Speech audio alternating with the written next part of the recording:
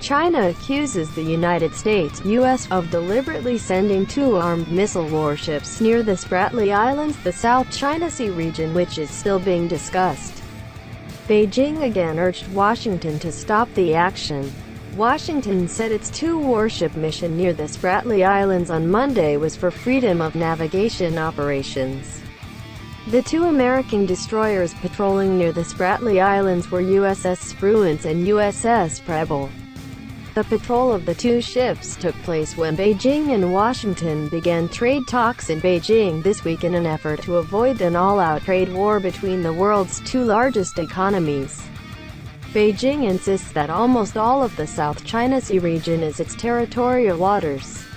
However, Taiwan, the Philippines, Brunei, Malaysia and Vietnam also have territories in parts of the southern China Sea. The United States and its allies periodically send planes and warships near the South China Sea islands and coral reefs, which Beijing claims to signal their rights under international law to pass waters. That action always made China protest.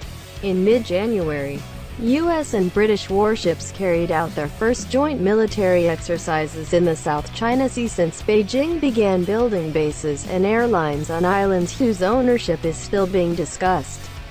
On January 7, other U.S. warships, USS Campbell, sailing 12 nautical miles (22 kilometers) from the Paracel Islands chain, north of the Spratly Islands, during the previous round of trade talks between the two countries. Just a day after the operation, Chinese CCTV broadcasters reported that Beijing had sent an anti-ship ballistic missile known as the DF-26. The missile has a range of 3,000 to 4,000 kilometers. The location of the missile deployment is in northwest China.